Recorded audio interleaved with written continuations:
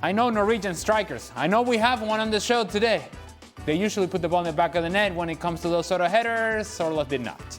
Yes, well, Sorloth couldn't put it away, but we do have Aage Fjortoft, and he knows exactly how to put it away. We also have Alex Kirkland joining us for this one because we are going to be talking about what this means for Atletico de Madrid. But first of all, let's start with the winners tonight. Ale, Liverpool, once again, the Late Late Show.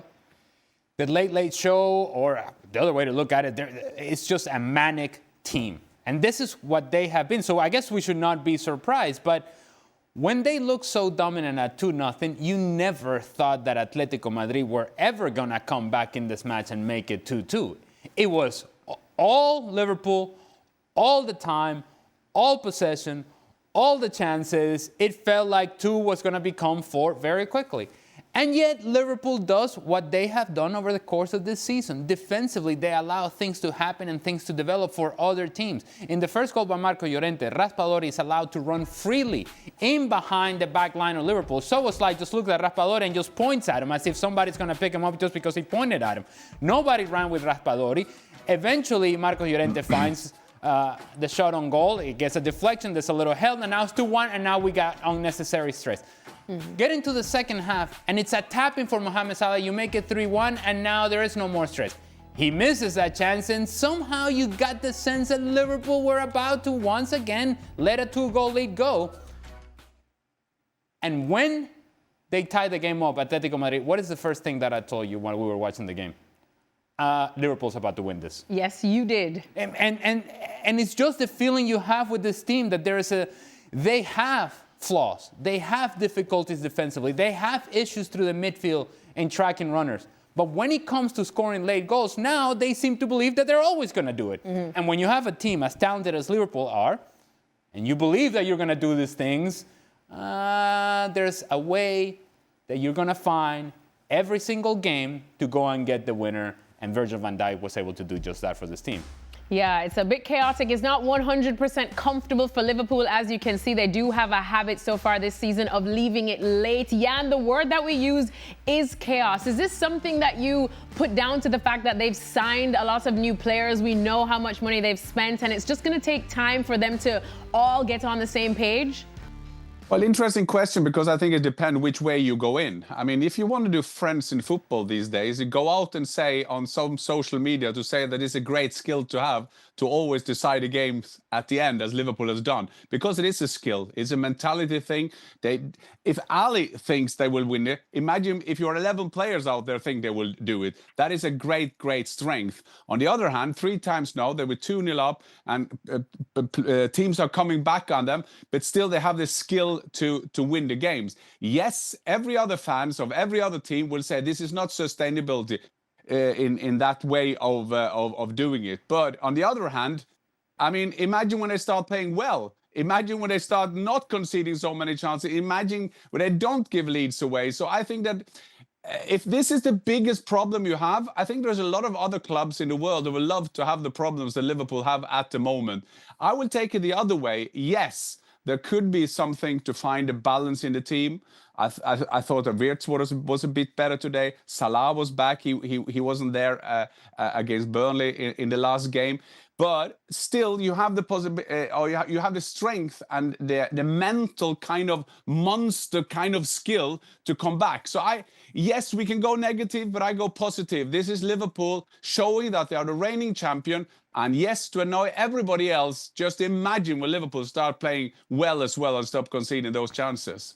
Well, sticking along those positive lines, Alex, just looking at it now from the Atletico de Madrid perspective, I know it ended on a negative with the loss, but when they went 2-0 down just 6 minutes in, I thought, oh dear, this is going to be a long night for Diego Simeone. But they did well to get themselves back in the game. Yeah, look, of course, there's disappointment at how it ended, but you're right. I think there's relief, given how it started, that it wasn't a lot worse. I think the image that this team gave at Anfield is pretty positive, going and competing and coming very, very close to going away with a point. I'm not sure. There were many Atletico fans who were really expecting the team to go to Anfield and get something. This is an Atletico team without arguably their best player in Julian Alvarez, without their sort of 3 most high-profile summer signings in Alex Baena, Johnny Cardoso, and Thiago Almada. pretty much half the starting 11 that weren't available for one reason or another. And despite that, they went there. And in the end, like I say, they really competed and came close to getting a result. And given how kind of catastrophically bad that start was, like I say, I think there are, you used the word positives, and a lot of positives that Simeone and the team can take away from this, even if Simeone did lose the plot a bit on the touchline at the end. Well, I just have to say something interesting in terms of Atletico Madrid, because Marcos Llorente, we were talking about this. He only has 7 Champions League goals. And look, it's fine. It's not really his job to score. But 4 of those goals come at Anfield. I'm telling you, La Lechuga. But I don't want to talk about Marcos Llorente. I want to talk about another M, Mo Salah, because Ale, we were here at the weekend with Stevie Nicol having all these doubts, saying he kind of went lost. He was a bit quiet against Burnley. Is Mo Salah just, is age catching up to him and whatnot? But form is temporary, class is permanent. Did he show that today? Yeah. The conversation with Stevie was along the lines of, if he's having an awful game as he was having against Burnley, is Mohamed Salah a player that can be taken off the field by Arne Slot? And Stevie seemed to believe that, no, he's untouchable. Yeah. All right. You know how you really, really make yourself untouchable? Scoring goals like he did today. And really, should have scored a second one in the second half. It was a tap-in, and by his standards was a big miss. But what you saw today that you didn't see against Burnley, he was all too happy to just stay over there in the sidelines and be in the fringes of the play. He wasn't really participating all that much. It's almost as if he was bored by the fact that Burnley had so many numbers behind the ball. I don't really want it. This is not my kind of. This is not for me. This is not my kind of game. As for tonight, there was a sense from Mo Salah from the very beginning of the game. This is my kind of game. This is my kind of night. This is my environment. And right away, you see when he scores a goal, it's in a play that he starts from the right-hand side and comes to the inside and gets in a combination, which we didn't see over the weekend. So it was a fair question to ask on the weekend. But then Mo Salah comes out in Champions League night and says, stop right there. Stop the nonsense. I'm still the guy that's going to score big goals for Liverpool. What I would want to see from Mo Salah, if I were a Liverpool fan, is to see this sort of feeling, this sort of behavior, this sort of attitude all the time, which, to be fair, is not always there from Mo Salah. It wasn't against Burnley, but it was here tonight against Atletico Madrid. Weekend game against Burnley? Nah. Under the lights at Anfield for the Champions League, Mo just knows how to choose his moments. Come on. Speaking of choosing your moments, Jan, we got to finally see the man who we have been talking so much about over the last couple of weeks and what feels like the entire summer, and that is Alexander Isak making his debut for Liverpool in the Champions League. What did you make of it? It was an introduction. You said yourself in your highlights. You put out his highlights of the game. I think that Arne Slot knows how we're gonna use him. He didn't take him on the bus to Burnley. He kept him away there, let him start in the Champions League under the floodlights. What we're talking about at Anfield. So this is a fantastic signing, and sometimes in 2025 we do assessment after was it 5 minutes that Wirtz was in England before we said he would be failing, so I think this is a perfect introduction for him. The good news for Liverpool is they have the time to do that, because you have Ekitike. You can do that because he's been doing well. So Isak can slowly get into his game, and I think it was very important for him today to get that feeling, to get that Anfield feeling. I've had the pleasure to play at Anfield. It's very, very special, and I can just imagine being a Liverpool player walking out there with a sign over the door, going out to that fantastic stadium and get that feeling. And so that is a luxury that Arne Slot has. He can let them play. He can also keep Wirtz in there to find his way as long as he can, because he got alternatives. He can put Robertson in when Kirkland has been a bit hot in his head. That is the expression I'm looking for. So Alexander Isak will be great for them, and he will get loads of goals. Yeah, Jan mentioned earlier this problem that Arne Slot and Liverpool have, right? That and basically in Jan saying, well, I wish that every other team in Europe had the problems that Arne Slot and Liverpool has, right? And figuring out how they're going to go about winning games, and they seem to just find a way. This Alexander Isak situation is also one of those lovely problems to have. See, you gave him a start today, and basically you put him out there. You see how it develops. You see how it goes.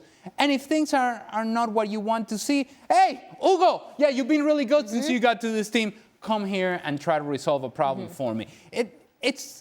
You're starting to see why the depth of Liverpool is so significant and so important.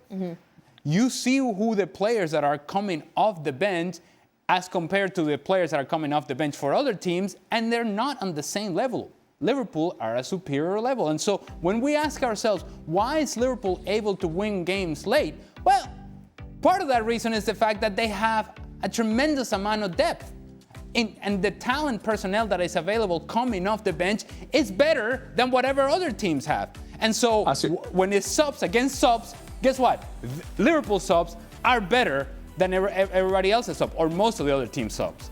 Yeah, and we're just looking at the graphic, of course, of everyone that Liverpool brought in, and we've waxed lyrical about how good it is, but all of those players mainly are in attack. And one thing that Stevie Nicol was barking on about all summer long is that he wanted defensive reinforcements. So if we're looking at Liverpool building this perfect squad that can help them win the Champions League, do you still have concerns about them being still a little too light in defense?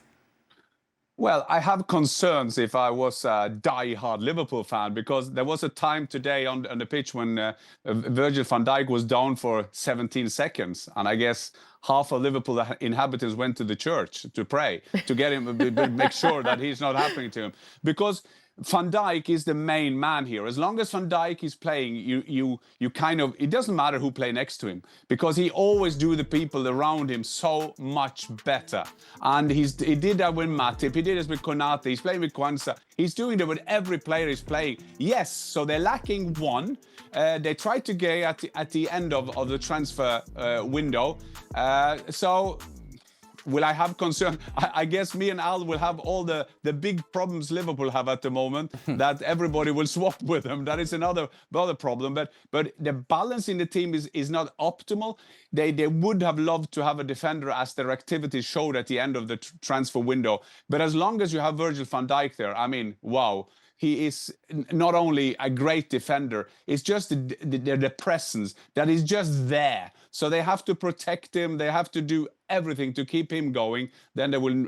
Anyone could play next to him. He could play the goalkeeper. It doesn't matter. They will do well next to him. May I ask a question to Alex? You may ask a question to Alex. I don't want to host the show. No, it's teamwork, Alex. Thank you. Teamwork makes the dream work. Alex mentioned something about Atletico Madrid taking positives out of this performance against Liverpool. And so I guess my question to Alex would be, when is it time that we stop accepting moral victories for Atletico Madrid and Diego Simeone, and excuse performances or lack of results and say, well, they tried hard? They've been doing a lot for quite a while, Alex, and it doesn't seem to translate into consistent results. Even if there was a comeback today, it was a comeback that it fell short. You swam that hard and that far to die at short. And it seems to happen to Atletico Madrid quite a bit. Well, I would dispute the fact that they haven't got consistent results. I think what we see over the years is they do get consistent results, and they consistently finish, yes, third in the league and consistently in the knockout stage of the Champions League, but not going all the way. And I'd say that's about par. I think that's about par for Atletico Madrid with this squad, with this coach, with this group of players, with this playing style. I think they're about where they should be. I don't think that's accepting mediocrity. Mediocrity, Atletico Madrid was in the old days when they were nowhere near being the third best team in Spain, when they were finishing mid-table. That was mediocrity. I don't think this is mediocrity for Atletico Madrid. I think they're in a pretty healthy place. Are there some frustrations? Are there some feelings that they could be more ambitious? They on the field with a different coach. Could they do a bit more? Maybe. But I think we shouldn't kind of underestimate or take for granted what they've done in putting themselves in the position they are in right now, which is the best team in Spain in the Champions League every single season. Simeone gets them top four every year into the Champions League. That's helped them build this squad, build this stadium, and become, if not a European giant, then on the way to being a European giant. So I would say that they perform about where they should be given the circumstances. Now, is it fair to say? Is it fair to say we saw the games yesterday? We saw Dortmund. There were 8 goals in second half. There were 4 times they were in the lead. It was 4-4 at the end, and at the end Dortmund was very happy with the game. They were going around smiling and doing great interviews, except from Kobel. He was mad about the result. Is it maybe a phase where you come as a club like Dortmund in Germany and Atletico Madrid in Spain, you kind of realize this is the place. This is where we can't do more. I think that is although I understand the historic thing that Atletico where they were before Diego Simeone, but it's something about when teams like that goes to finals and they sometimes then they just realize no, we can't compete with the big ones. And well, let's see how it develops. Now, for clarification, I didn't use the word mediocre. That was Alex. I didn't say mediocre at all. I just said that if you're investing in a team, as Atletico Madrid has over the last couple of seasons, and they've made a point to say, hey, this is what we're doing. This is the plan in place. This is what we're trying to achieve, and yet moral victories seem to be enough, that doesn't quite match the rhetoric and the narrative. And if you yourself, as a club, accept that this is your ceiling and this is it, then why even play the season? Why pretend that you're actually going to challenge Barcelona and Real Madrid? I think Atletico Madrid can challenge Barcelona and Real Madrid and can do so more consistently. In the middle of last season, they went on a run. And they got themselves to first. And guess what? They accepted their position as, no, we're not first, we're not second, we're pretty comfortable at third. And what did they do? When they felt like they had a chance, they went away. Yeah. More moral victories, I think that's not enough. I would demand more, but that's just me. Alex of the school that you don't get trophies for moral victories. And I feel like I want to feel something tangible, something real, Ale. Okay, what are we talking about? We're still talking about football. And Atletico Madrid. You're right. And life on a whole. Well, speaking of life, it comes back to us this weekend, as well as La Liga. All matches available on ESPN Plus this season.